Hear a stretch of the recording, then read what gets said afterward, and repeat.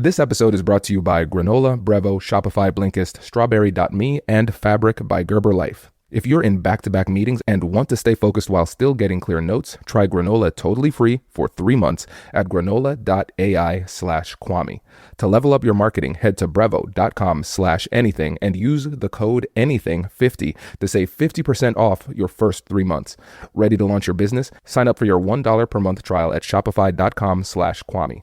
If you want to stay sharp and get the core insights from thousands of nonfiction books in just 15 minutes, start your free trial at blinkist.com/Kwame. To take control of your career trajectory, go to strawberry.me/Kwame for 50% off your first coaching session. It's like therapy for your career. And finally, if you're a parent protecting your family's financial future, apply in minutes at meetfabric.com/Kwame.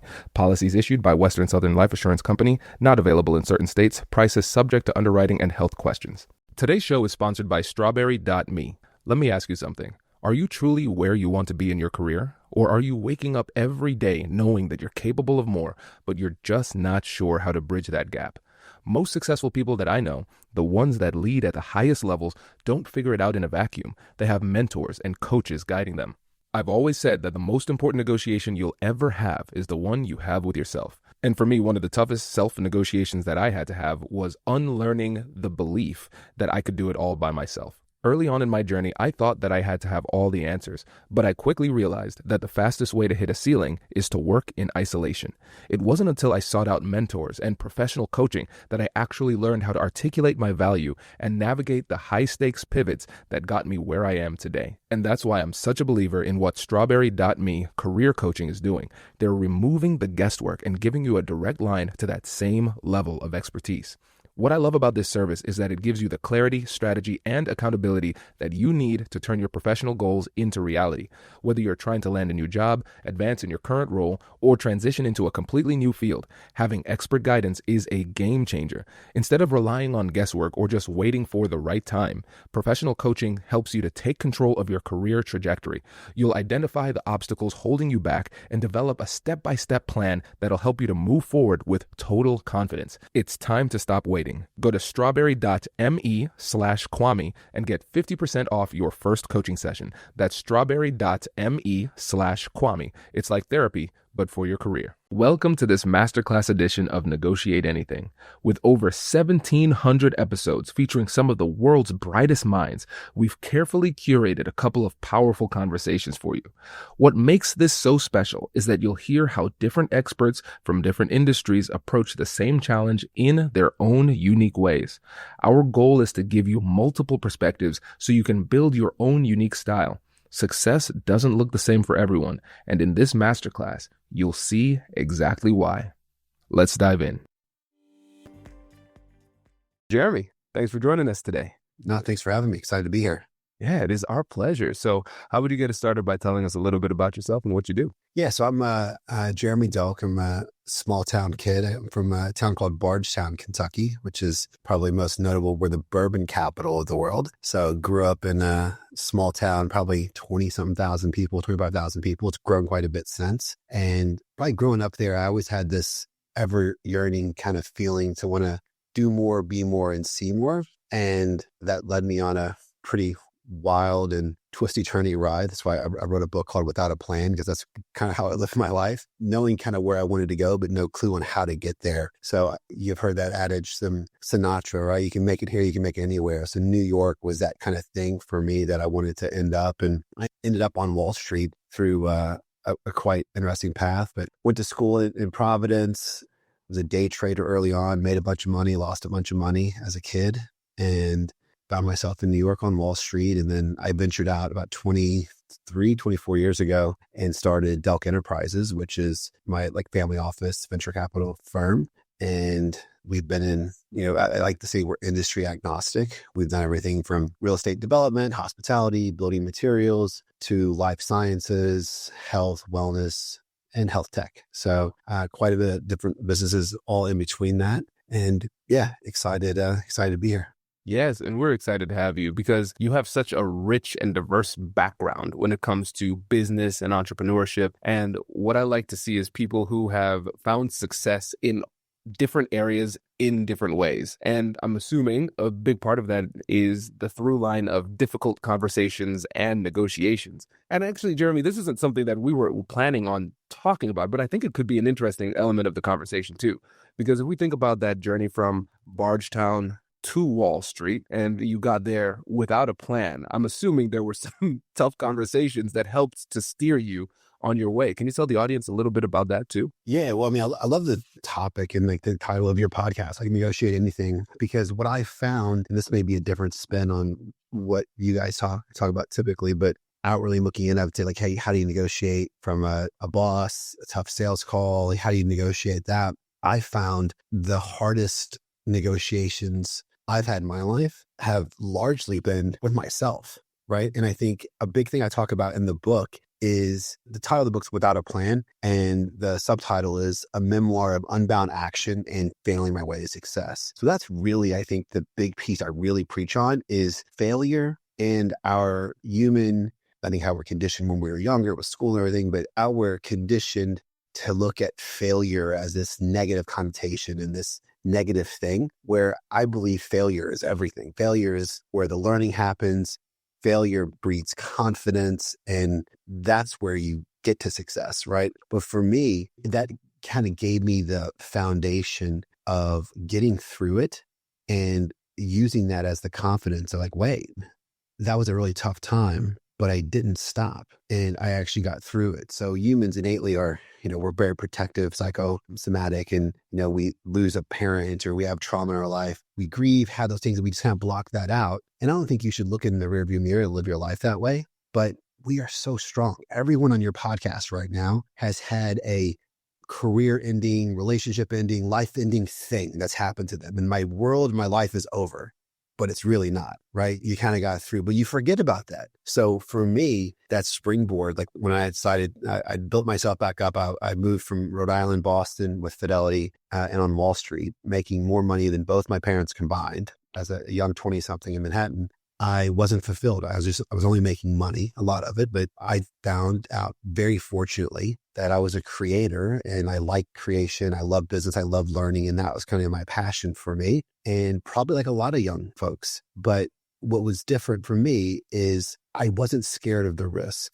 I wasn't scared of failing, because I looked back and I literally had the conversation with myself. So this goes back to negotiating. I wouldn't negotiate with myself. I'm like, dude, how bad can it be? How bad can it actually be where are you going to lose $2 million again in 4 days? Probably not, right? So if you go out, give it your all for a year and fail, dude, okay, you can go back to Wall Street. You can go and do that. So that's that negotiation that you kind of go through. So I think that was the deal I made with myself, that, hey, you don't know, and let's give it a try. But I don't know if I would have had the fear, if I would have had the courage to do it, if I hadn't already proven to myself that I could pick myself up so much more. I think that's what happens. Like you see it, and you see it so often, especially in corporate America, which there's a need for corporate America jobs and all that, but I'm an entrepreneur at heart. And I saw myself, if I didn't leave, I would have died.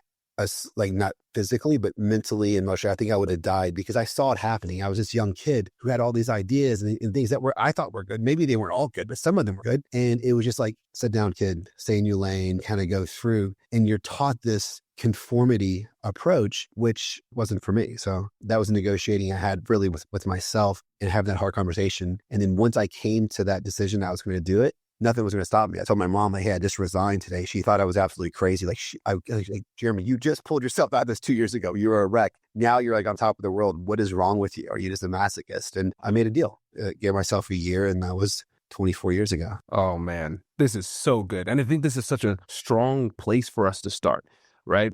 Because it's funny. We hear so much about post-traumatic stress, right? Something that really, really bad happened to somebody and it caused damage for a prolonged period of time mentally. And that's very real. There's studies and people have experienced it. Something that people don't talk about enough is the reality of post-traumatic growth, where something really bad happens and then they use that as a catalyst for growth. And I feel like if we talk about that more people would lean into the power that can come from failure. And that's not to undermine what other people have gone through and the trauma that they carry, but it's also to recognize that there is another way to look at this so we can push forward and excel. Yeah. I mean, that is where the true growth happens. I speak a lot on stage and for events, and I always have this fun exercise is who in the last 3 or 4 years, their business has had the biggest transformative growth, the biggest impact in revenue, sales, differential thing, pivot, whatever it is, like who's had that. And then you'll get a few hands that round up. And then I don't care which one you pick, what was happening in the business 6 months prior to that. It's chaos. Something was going on. And it's that piece where, and that's why this thesis on without a plan, I'm not saying, when you talk about in the opening of the book, like, I'm not saying you should just have some vision board and think it's all lollipops and gumdrops. That's just stupid and naive. But I'm a firm believer that, and because I've just seen it happen in clients I've coached, that they have got this 275-point plan for the next 3 years that, I mean, show me a plan that was like, who had a business plan for a global pandemic in 2020? Like you don't have these things. You can't plan for everything. I agree. I like that military saying, no plan survives first contact with the enemy. And that's where the resilience comes in. You have to be adaptable and flow. And now when I think about pivoting back to negotiations and difficult conversations, because we talked about the first hard conversation really has to come with yourself. You have to have that conversation with yourself. And what's funny is you said, I had to have that hard conversation with myself and then make a decision. And then it's the exact same framework that we use in actual tough conversations and negotiations. At the end of the day, negotiation is a problem-solving tool, but it's also a decision-making mechanism. We have these hard conversations for a reason, so we can decide and advance. And so when you found yourself in those tough situations, when you were now pulling yourself up and you had that conversation with yourself, and then you had to build a team for the VC firm that you were starting. Yeah.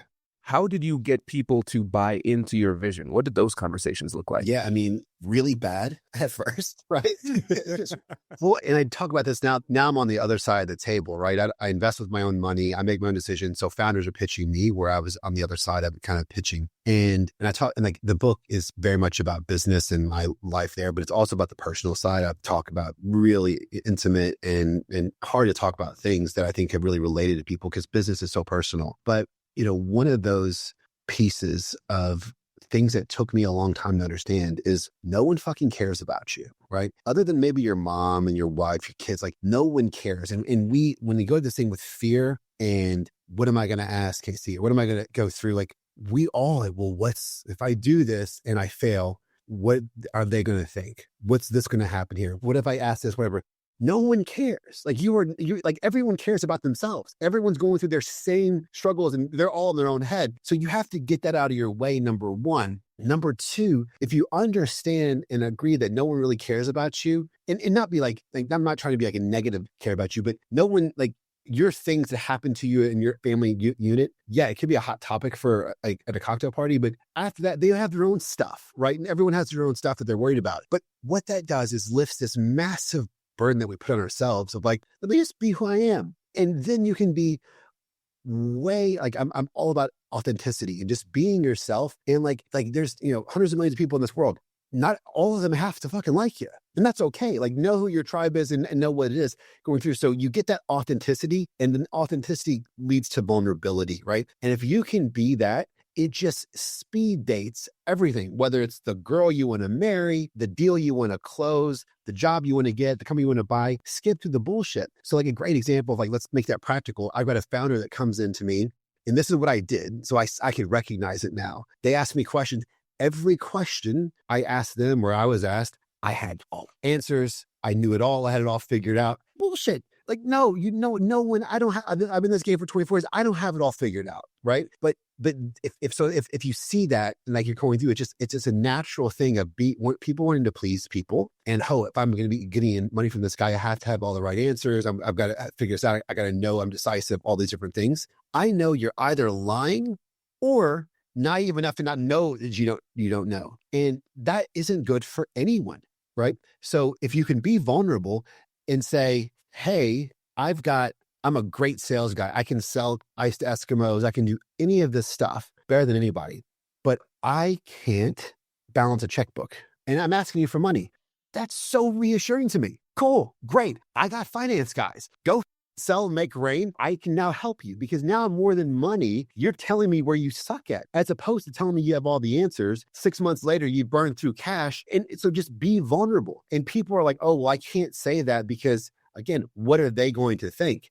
It's not like it's going to a personal relationship. Like, dude, don't act like you're not who you are, because your marriage ain't going to work, bro. Like, you see me say, hey, listen, I'm a great guy. I'm loyal. I'm loving, but I'm probably a little sloppy, or I'm this. Like, just be yourself, and it will either work or it won't. But you are doing each other a disservice in your personal life, friendships, business, what have you. So the quicker you can kind of get down to that, your negotiating point, just you bridge it down, right? Because I've seen it. I got a bunch of lawyer buddies and I think they do this maybe in the like AUSA training or something. They do this where they're both given a case. This was what I was told from a lawyer buddy. And they have prosecution and defense, right? And the prosecution is basically like fighting over who has intellectual property over an orange. And I promise it sounds fucking silly, but they'll get there. And they bring expert witnesses in on both sides. They're going through and fighting over who has his IP of orange. Well, hey, is it a 3-legged stool model?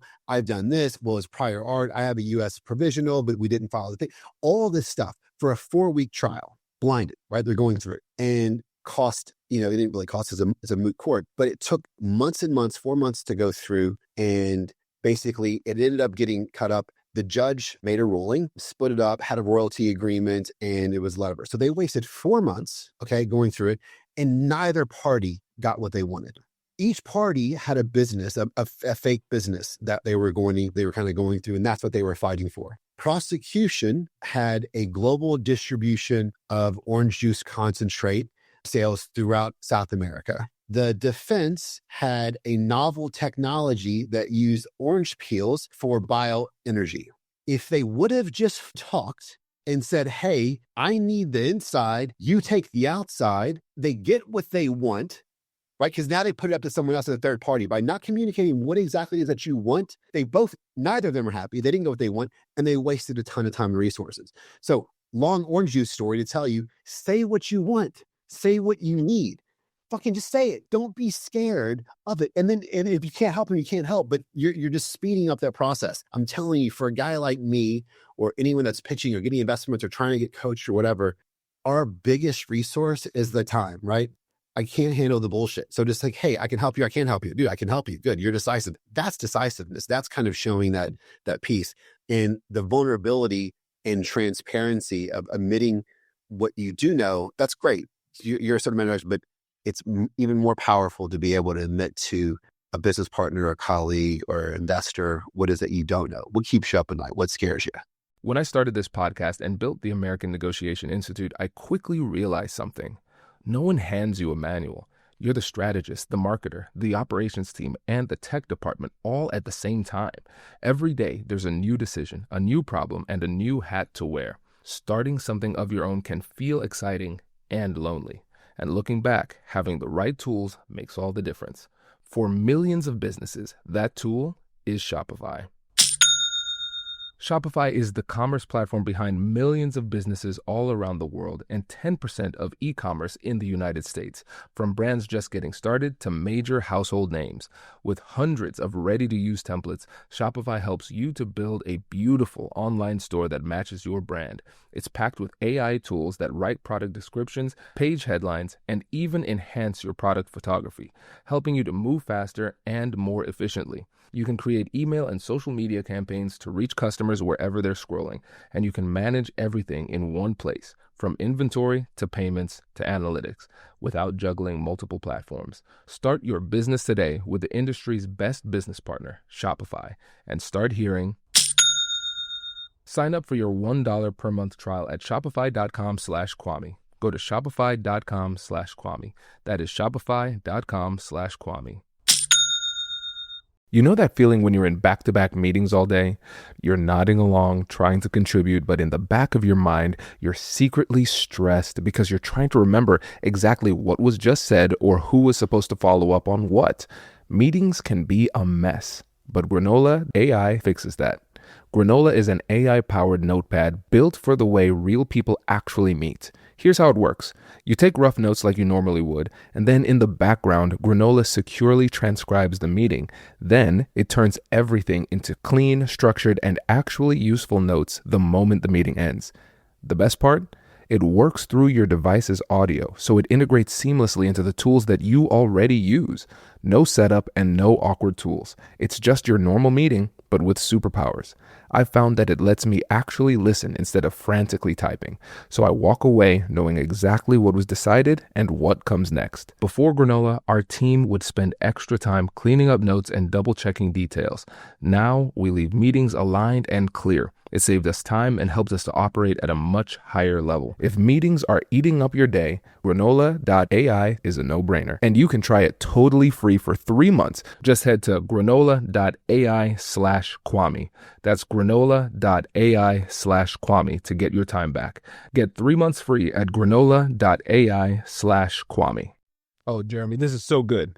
So good. So let me do a quick recap and add to it because I want to make sure that the audience could capture this brilliance here too. Because when you start to recognize that people are not thinking about you as much as you think they are, it is one of the most freeing realizations you could ever have. Because a lot of times we make decisions based on the perceptions of others. What are they thinking about me? Trying to avoid judgment and trying to inflate our status and make us look better than we actually are. But if we can just say, hey, they're not thinking about me as much as I think they are because they're busy worrying about their own stuff, now it liberates me to be myself and be authentic. And I think that's one thing that's lacking a lot of times in the negotiation world. It's that authenticity. So I am going to figure out what it is that I truly want, who it is that I truly am. And once I get clear on that, now I can negotiate with clarity. But what we often have is we have these people who have incredible negotiation skills going to the negotiation table and getting what they want, only to find out that is the worst deal possible because they were not authentic and true to themselves and true with the other person. And when you can just say, hey, this is what I'm good at and this is what I'm not good at, we're not being vulnerable in a naive type of way where we're putting ourselves at a strategic disadvantage. We're being authentic in a way that allows us to find the right deals with the right people and the right partnerships because now they know who we are and it gives them the license to be authentic and vulnerable with us as well. So they are more likely to show us who they are and what they really need. And now we can have really transparent conversations and better deals. 100%. I'm sure you've talked about this book, but Never Split the Difference, right? I mean, that's like Cost Negotiating, one of the greatest negotiating books ever. But I mean, again, I won't ruin the book, but you guys can get the idea. But the whole idea of going into a negotiation with this bullshit thing that you already going to start like, hey, I want to buy the house, or I want to buy the company, I want to pay $1 million for it. Starting off at 500, knowing you'll go to $1 million. It's just, okay, like just skip those parts because it's silly dancing as opposed to going through. And I think the other piece of negotiating, like you heard that adage, like the best sign of a good deal is no one's happy, right? I don't necessarily believe that, but I do try and really understand. Like I just put an offer in for a commercial deal that I think is a great deal. I know the guy is not going to accept it because he's a pretty shrewd business person, but we'll see if I get it or not. But I put in a situation that is a great opportunity for him. Like it really takes him out. It gives him a lot of upside. We're aligned on our pieces. Like, hey, listen, I'm going to take some risk. I know what you're in the deal for.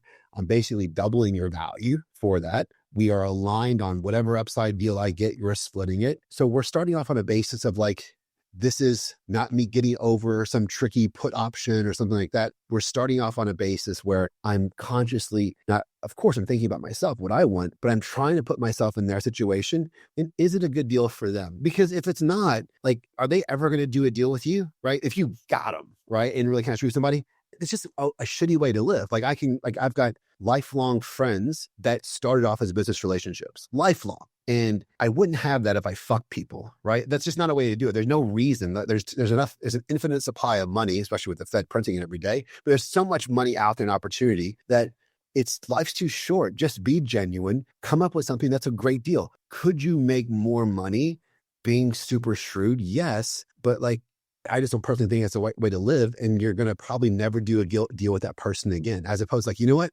Delk actually took care of me on this one. And this, like that currency of your word and your reputation, that you can't buy and you can't speed it up either. It's just, you got to start doing the right thing every time. That's powerful. And I think it's even more legitimate coming from somebody like you who has made millions, who has a VC firm. You're negotiating deals at the highest level. And now, this is really good. People can understand this, and I'm with you 100%. And now I'm hearing somebody in the audience saying, all right, Jeremy, I got you, but Not everybody thinks this way. So I can come up here being all nice and vulnerable, open and honest, but there's some sharks out there who think the old school way. So how do I make sure that as I'm negotiating with authenticity and using strategic vulnerability when appropriate, how do I make sure that they don't come in and eat my lunch? Yeah, no, look, I mean, don't mistake kindness for weakness. Like, I'm the nicest guy until I'm not, right? So like, it's like, you have to have the tool belt, man. You have to have it all. I'm just saying and I think it's it's of my opinion, you don't want to use that bullet first, but let them know, right? Let them know you have that in the chamber that you can kind of go through and do it. It's not the way to do it, but yeah, you can't be a meager, oh shucks. I mean, you got to be able to kind of go in and, we've seen this, like we try to do strategic deals for bolt-ons, and I think coming in with kindness and an opportunity is the right way to do it at first. But if you're met with adversity, just tell them, right? I mean, that's the best thing I've ever done is like, it's some secret plan. I tell them, well, let me tell you what I'm going to do. Like I wrote this in the book. We had a lawsuit with an animal health company, and this guy was just fucking an asshole. And we went through, and it was in federal court in San Diego County. And I flew out there, and this was a little bit of a bluff. I had like 250 grand. I said I had $2 million in a legal defense fund. I had a couple hundred grand in it. And he was suing us for patent infringement. His patent argument was weak. He wasn't even he was a licensee of it. Like, and the person, the university where he had the IP from, we were friends with. So I basically kind of went to him. We're in mediation in San Diego. I see him in a hallway because we've taken a break of 4 hours of mediating. I walked up to him and said, listen, I don't give a fuck about the lawyers. They told me not to talk to you, but I'm going to tell you what this is going to do. We're either going, I'm on the red eye. This was like back, and then I don't know if they still have it or not, but Delta has a nonstop from San Diego to CVG. And I was on that red eye. And I'm like, if I get on that plane and we don't have a settlement, I will spend every bit of this $2 million, like wiping you clean. I will lower my prices to 50% of yours until I put you out of business. I'm stupid. So you make the decision. And I delivered the message very articulately where he, I think, got it. An hour later, we were in a hotel lobby. I was having a cocktail. He was having a cocktail, and our lawyers were sitting across from us, drafting settlement agreements and press release. So, and it wasn't a threat. I wasn't prepared not to do it. I would have done it. It would have hurt us both, but you have to show that. Sometimes you have to show the teeth, like, hey, there's one or two ways that we can work together, work against each other. And nothing, this was a very small emerging business. And I said, guys, like, you're fighting a battle in a market we haven't even built yet, right? Do you see like big pharma fighting on, like, do you see Ozempic fighting with other liraglutide or whatever? No. There's enough people over there overweight that they can sell to. So like, they're just talking about the benefits of GLP-1s, not like Ozempic's better than this one. So like, take a script out of their book, man. Like, they're building a market and all taking a piece of a much bigger market. You want to kind of fight. So which way do you want to go? And again, that was being super authentic. Like, this is what's going to happen, one or the other. You choose, and I can't make that decision for you. But he saw, and I think probably his board saw, that we were serious. Oh, it's brilliant. I'm so glad you said that, Jeremy, because what I recognize is that people have this binary type of thinking where they say, all right, either you're a nice guy or you're a mean guy or whatever. But really, the greatest negotiators are the ones who have range. They have the right tools for the right situation. And in the majority of situations, going in, being warm, being friendly, being compassionate, empathetic, that is the way to go. And then as you go through the interaction, you're going to recognize, with this particular person and this particular situation, I recognize that that strategy by itself is not going to work. And when you think about game theory, for example, they say, all right, the best strategy is tit for tat. So without going too deep into economic theory with this, just recognizing that, hey, if you are nice and friendly, then the other person is nice and friendly. We can both go on and negotiate in a nice and friendly way. If they betray you, if they do something mean, if they are aggressive, then you respond with that, with something that lets them know, hey, you're not going to take advantage of me. I'm going to be very, very clear. You have to be clear with that boundary and set it very, very clearly. So the best negotiators recognize that sometimes, hey, being warm and friendly works. And they also recognize that sometimes you need to put your foot down and defend yourself, because there's no superhero with a cape who's going to come in and save you. It's your responsibility to save yourself. And I love the fact that you still tied this in with being authentic, because you were being authentic. You're saying, hey, listen, I want to work with you. I want to get this done, but I want to be very clear about what happens if we do not get this done within this time period. This is going to be my next move. And that was authentic. And you can't, and the only piece to add on that, it can't be a fake threat, right? Right. It can't be a fake threat. You have to be, and it's your word. Like, I will do this deal and we can have the lawyers draw the paperwork and I will be the nicest and we'll do the deal and we'll be fine.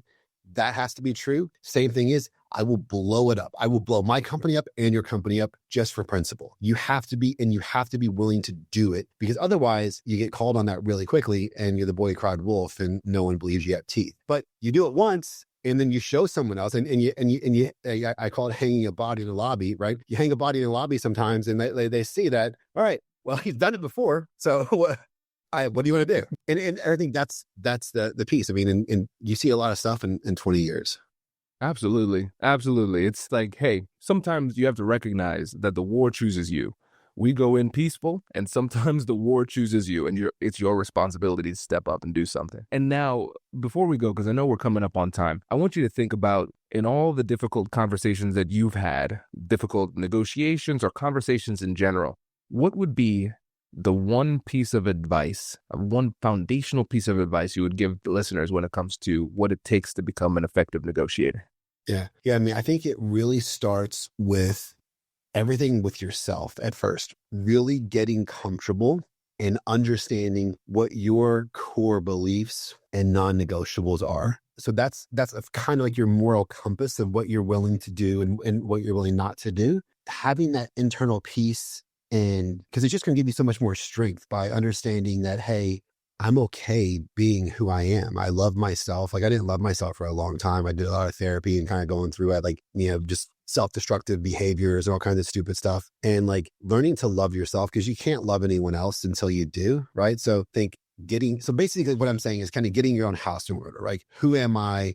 Am I comfortable with myself? Do I love myself? Do I believe in what I'm doing? Because if you don't have those things, you're not going to be able to lead. You're not going to have anyone follow you. You're not going to be able to negotiate authentically. So it's getting to that point of where you can be your most truest and authentic self. So that's probably the first part. Because if you're a fraud and you're just fucking lying to yourself and you kind of put it through, it gets tiring, man. Like, I couldn't do it. Like, I am who I am. Like, you like me, don't like me, I don't care. But like, I can't be two people. It would be so hard to be that. So it's like two jobs. So once you kind of get that, you're further than 95% of the population, right? You are further than 95% of the population. So now when you go into the agreement, into the thing, before you look at yourself and what it is in my deal, right, that I want in this negotiation, put yourself in their situation. We're having a meeting. What would be the best outcome for them, right?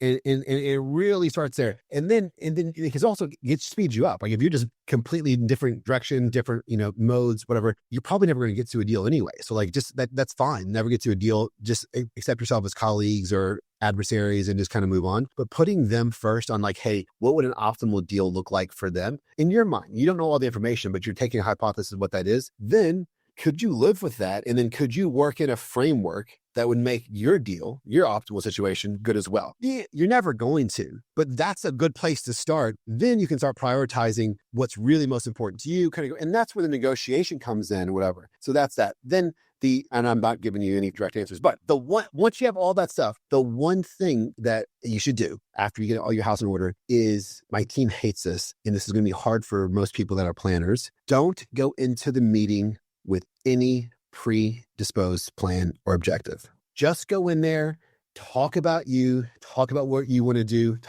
and that sounds so asinine because like, hey, I need to know what I want, but you don't know. You think that you know what goes on in their office.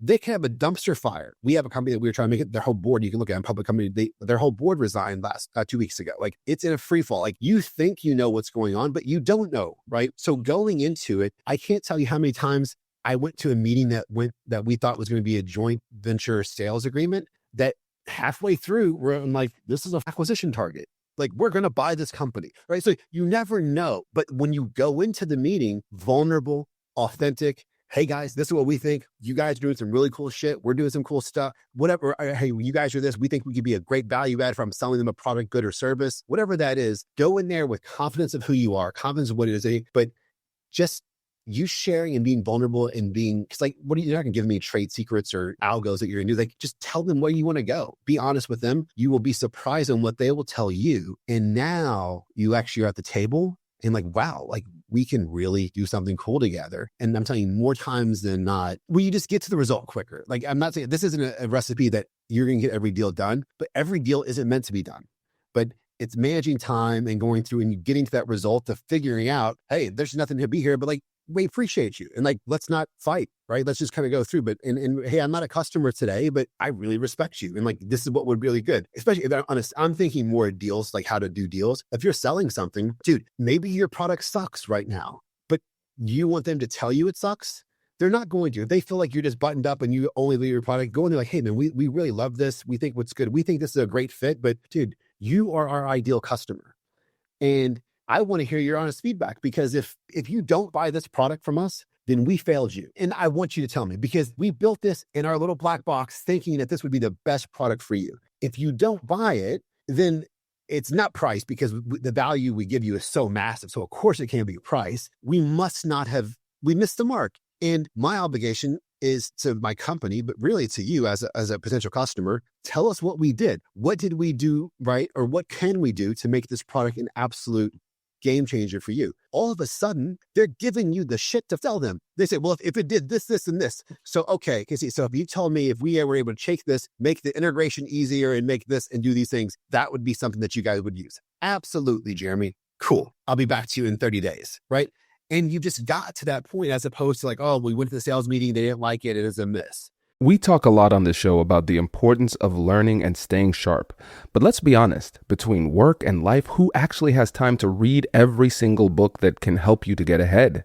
And that is exactly why I use Blinkist. It's an app that takes the world's best nonfiction books and breaks them down into 15-minute summaries that you can read or listen to.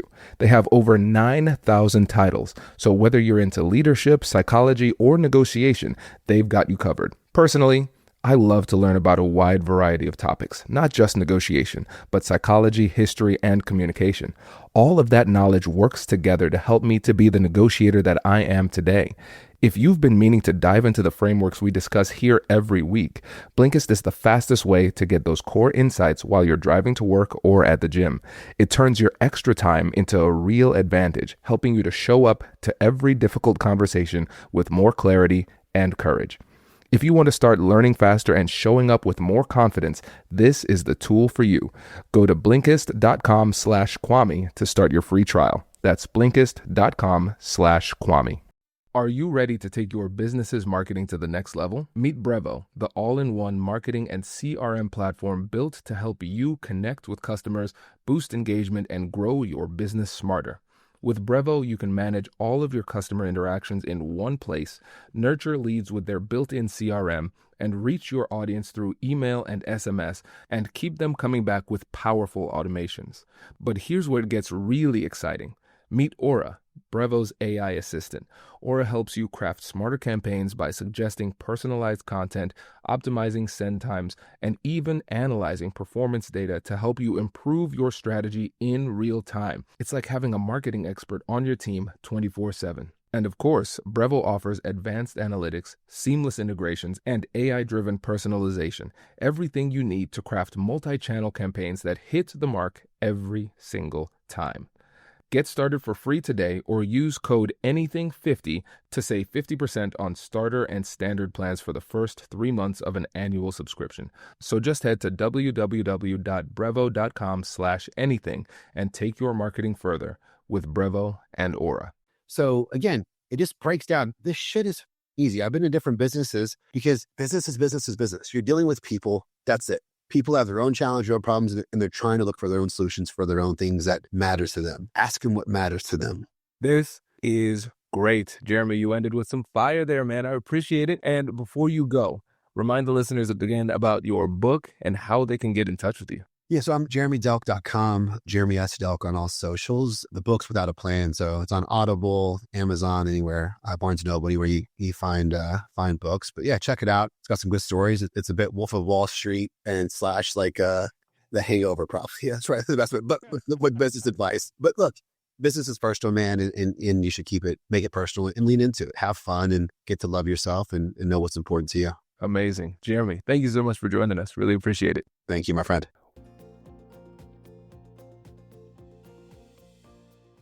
That was the first part of today's masterclass. Up next, we'll hear from another expert with a different approach, giving you even more strategies to add to your toolkit. Let's keep it rolling.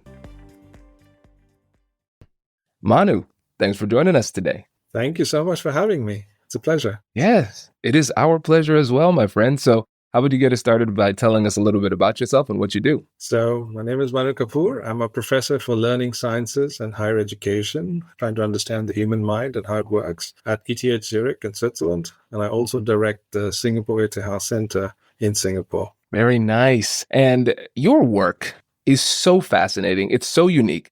Before we actually get into the meat of this episode, can you let the listeners know about your work and what makes it so different? Yeah, failure is a buzzword nowadays. Everybody's talking about it. It's getting more and more press. 20 years ago, when I started this research, it wasn't so. So it's one thing to say that we must embrace failure when it happens. We can learn from failure when it happens. Where productive failure is different is we're asking the more provocative question that starts with, if failure is indeed a powerful learning force, then why do we wait for it to happen? Why don't we intentionally design for it? Can you find a way to intentionally, deliberately, safely design for it so that we can engage people in safely designed failure activities and then bootstrap that for learning? So it's that intentional design for failure. It's like, sun carries energy. You don't wait for energy to get converted into solar energy to get converted into. You actively design systems and technologies to trap it, to use it in a safe manner. It's the same with failure. So this is not another conversation about how failure can be useful.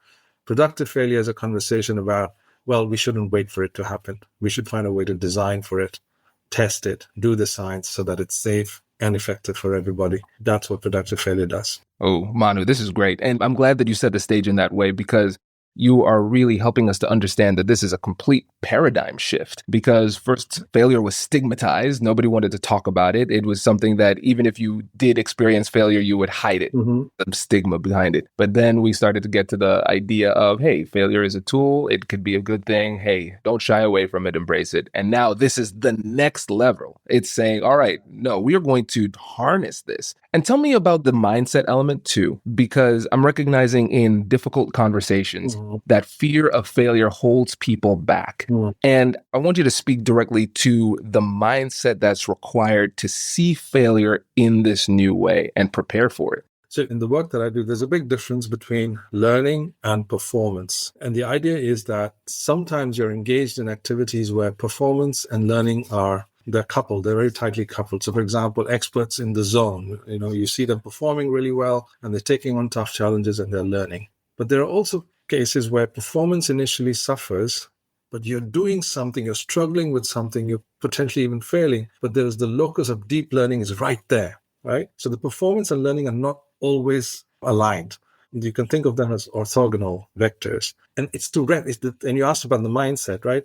Is to not always conflate performance with learning. Because sometimes if you take on tough challenges, like a tough, challenging conversation, know that going in that your learning and performance may not be aligned. In fact, you may not perform very well, but that experience of taking on that challenge, of putting yourself in that zone where your performance might suffer, actually creates the conditions. This is what the science of productive failure says. It creates the necessary conditions for you to then learn from. So I guess the message to people is, whichever situation you're going into, try to think about this learning, not conflating learning with performance, because there's always a chance that productive failure might be at work and work for you. Oh, this is good. Okay, so I want you to analyze this and tell me if I'm understanding this, because I'll talk about personal experience and bring it to negotiation, and I want you to tell me if I'm off. If I'm way off, call me out. So I remember when I was younger, tennis was the sport I played the most growing up. And I remember I was trying to transition from a two-handed backhand to a one-handed backhand. The two-hander never felt comfortable. And my coach really believed that this was the move that I needed to make. But in that transition period, it was really uncomfortable for about a couple of months. And I remember there were times where I had to still play the match using this new form when I knew I could play better using the two-hander at that time. I lost some matches. I wasn't playing as well as I could, but I had to stay in that moment of growth in order to get to that point where it was functional. So the learning process was a little bit painful.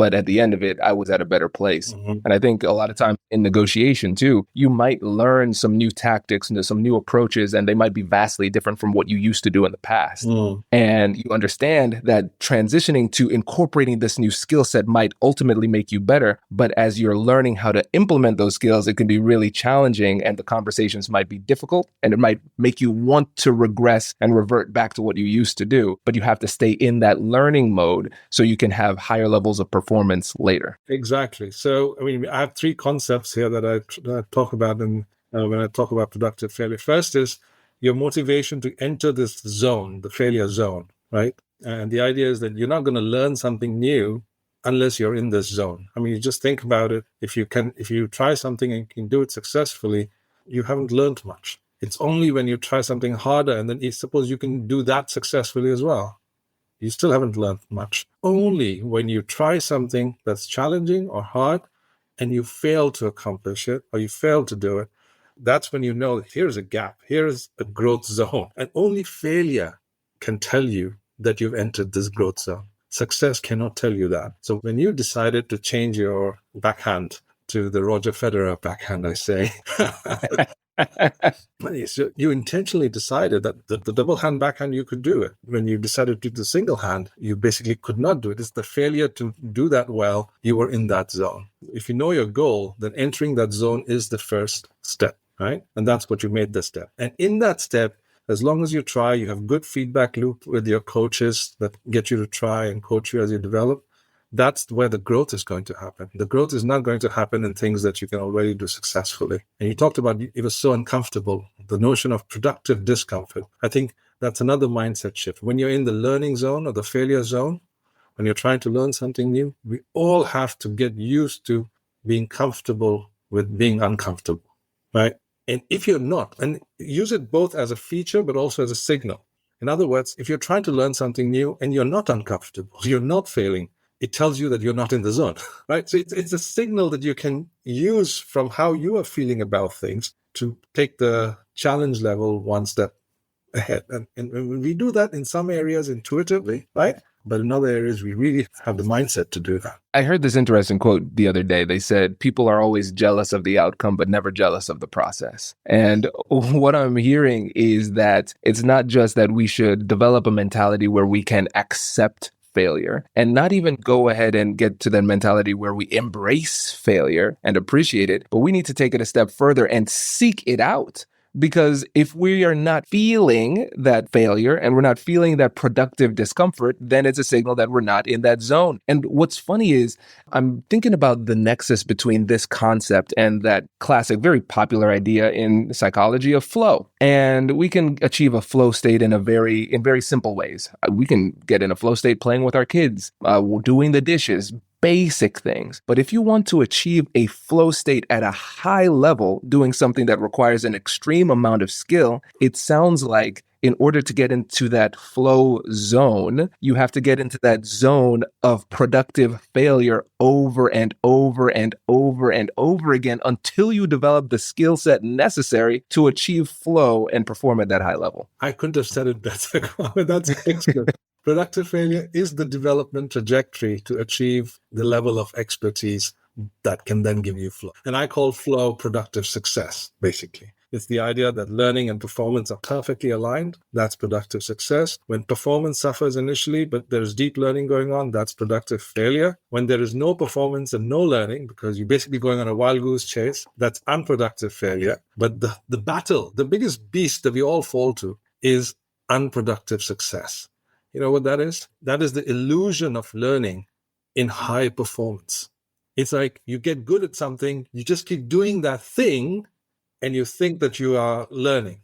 Now, that is unproductive success. If you really want to become an expert, you've got to get out of this unproductive success mindset and go into cycles of productive failure so that you can get to productive success.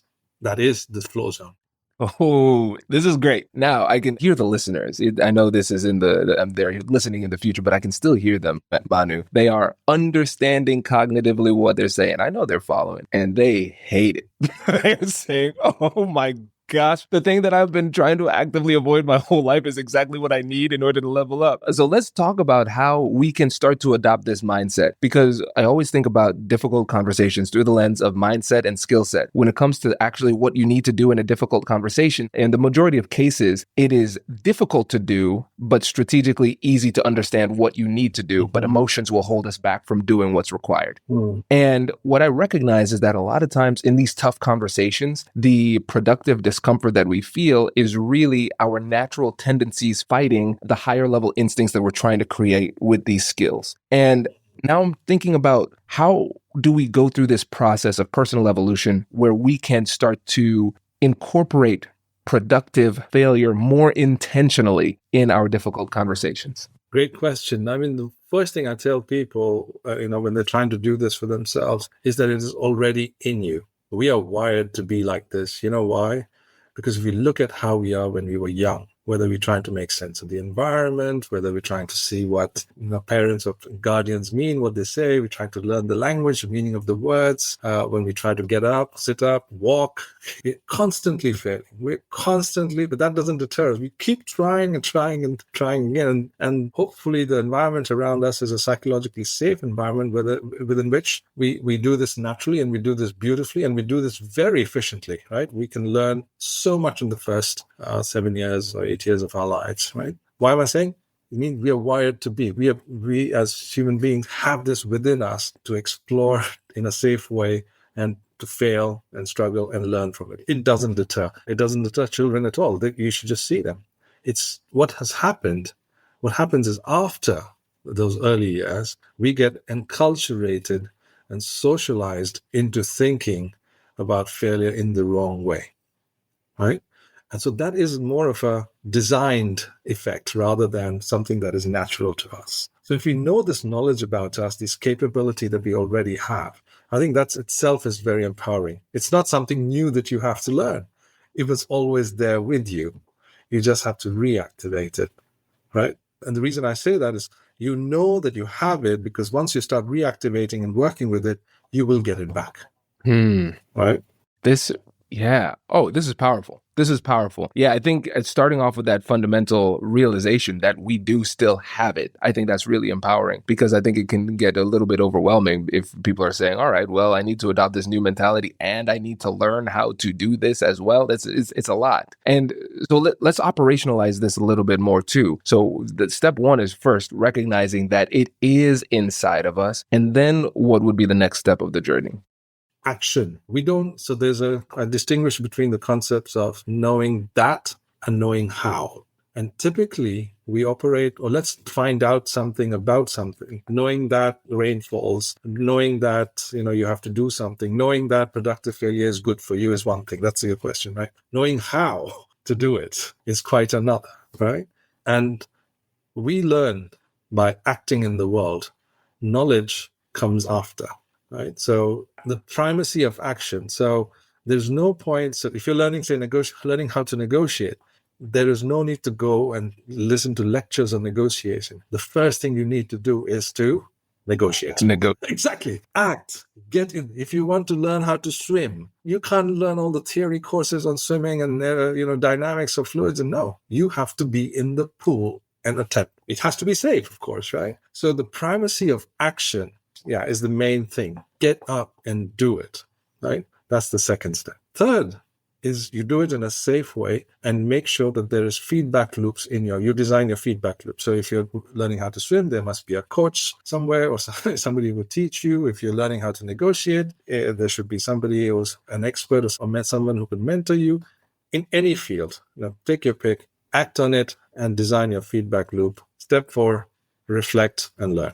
I don't know. It seems almost like you've spent 20 years studying this or something, because you actually imagine that. I love this. And I love that the first step is action. I tell you, it just shows the brilliance of the branding of Nike. Just do it. It's frustrating how many times we can read a robust book of psychological literature and it all just comes down to taking action. And I think people who are high-level performers, a lot of times over-intellectualization of the problem is just another manifestation of fear. We decide we're just going to sit here and we're going to think about it. And we're going to try to figure out how to do it. And I think really what we're trying to do is we're trying to figure out how to do what needs to be done without risk or discomfort, which is impossible. And as a result, we just stay stuck. So I'm really, really glad that step 2 is action, just doing that. And that is the scariest part a lot of times. Exactly. But action also has motivational benefits. Think about the next time I injured my knee, so I can't run, but I love to swim.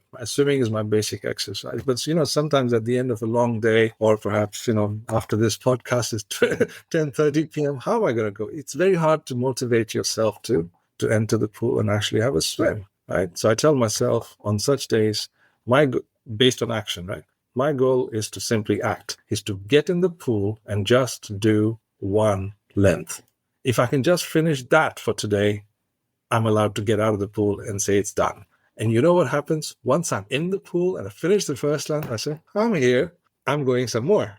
That's the power of action. Even if it's uncomfortable, once you're in it, even if you're struggling, once you're in it, you find, it's not a certainty, right? But the likelihood, the probability of you staying the course and trying a little bit harder just increases. It's just basic psychology as well here. It's powerful. And in some ways, humans can be very, very complex. And in this particular way, this is one of the refreshingly simple realities of humanity, right? We don't need to overthink it. It is really that easy, taking action, and then you learn through it. And I think one thing we have to think about when it comes to not just these individual instances of taking action, doing uncomfortable things, but also if we broaden our perspective and think about strategy in general, there has to be some point where we actually take action, because there's data that comes through action that can only come through action. Exactly. Right. And it's, who was it? I think it was either Patton or Eisenhower. They said, no plan survives first contact with the enemy. Exactly.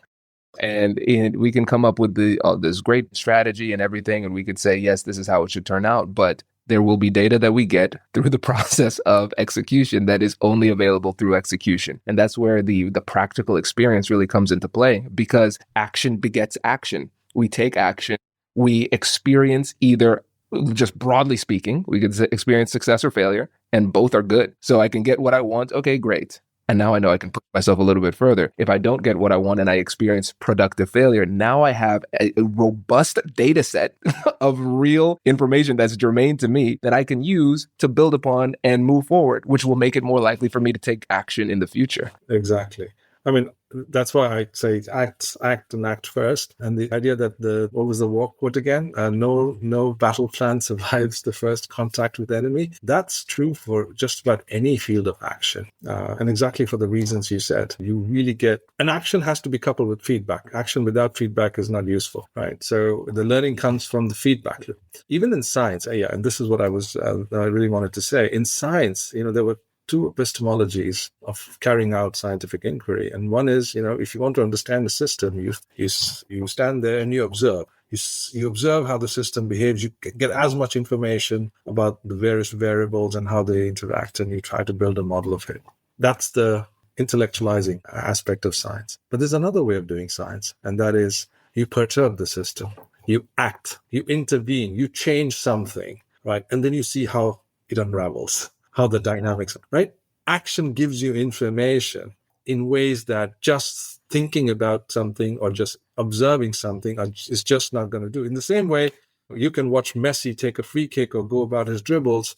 Okay, there's only so much. You have to act. And again, belaboring this point, but this point is so important and beautiful that if it's coupled with feedback, then and if it's safe, then it's the way to go. I love this. And this gives us an opportunity to talk about feedback too, because I don't want us to assume we know what feedback truly means. And so when we think about somebody who is aspiring to improve their skills in negotiation or difficult conversations, and they are saying, all right, I'm going to put myself in a position of productive discomfort. I'm going to try to build my skills. I'm going to do the hard things and have the conversations. What types of feedback should they be looking for in order to inform their future growth?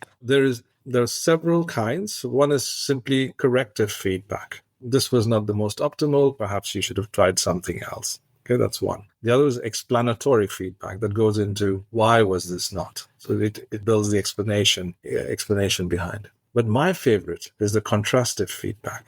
It's like you don't have to talk about why it was good or bad. You show the correct or you show the more optimal way of doing things, and you let the learner or the person who's trying to learn contrast. And you take the person, so say I'm trying to learn negotiate skills, and you give me a challenge, say, Manu, now you've got to sit down and negotiate, and you observe how I flounder and flail at this, okay? But you've given me a safe space, and I try my best, but I still fail. Then we sit down and say, Manu, watch me do it. Then you show me do it.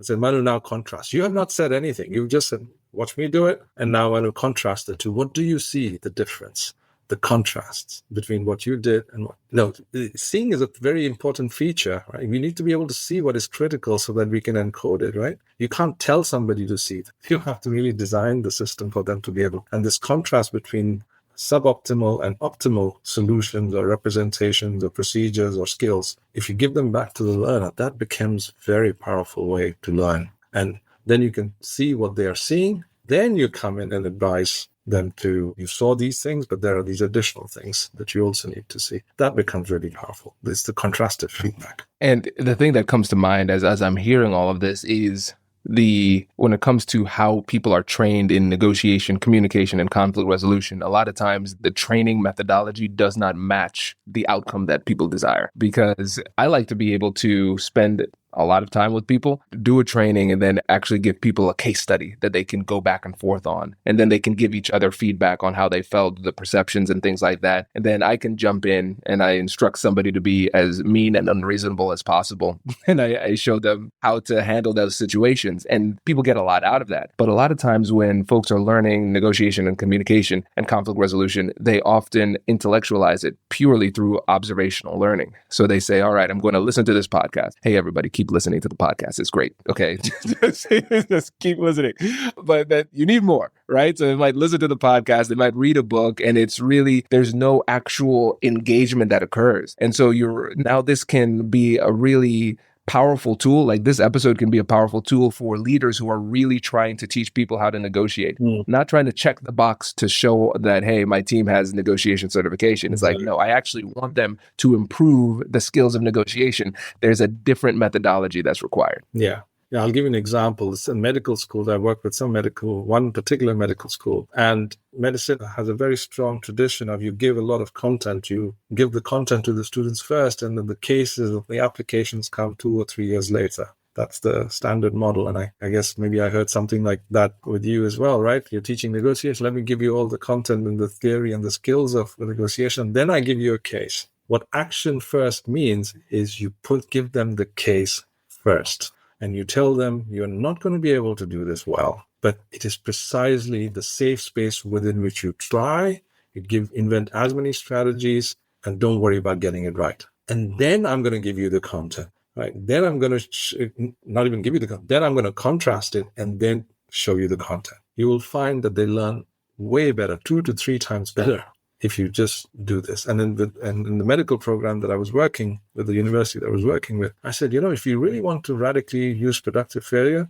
instead of sending kids these are not kids, but instead of sending freshmen to your lectures in the first week, send them to clinics. Send them where the action is. Design for them activities, work with the clinics to design some activities that even novices can do, or at least attempt at without putting anybody at risk. And then they thought about it, and there are several things they could do in rehab, in sewing, learning how to stitch a banana, or, there are inventive ways of doing these in where the action really is. And so these kids in the first week of medical school, right, like high school students, right, first week of medical school, went straight to the clinic, spent a week there. People thought it was going to be a disaster. Clinics thought it was going to be a disaster.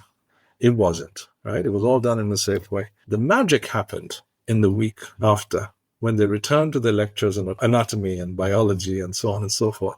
The professor said, wow, these kids are asking questions. They're engaged in a way that I've not seen previous school. That's what action does. It gives you so much information, even if you're not successful in that initial space. Amazing. Oh, this is great. Manu, I really appreciate you. I appreciate the work that you're doing because it's so novel and also so important. And before you go, can you let the listeners know again how they can get in touch with you and learn more about your work? So visit my website, my personal website, manukapoor.com, or the book that I've written, Productive Failure, so productivefailure.com. You'll also find me on LinkedIn, X, and Instagram. Amazing. Manu, thank you so much for joining us. Really appreciate it. Thank you so much for having me. This was a great conversation. Loved it.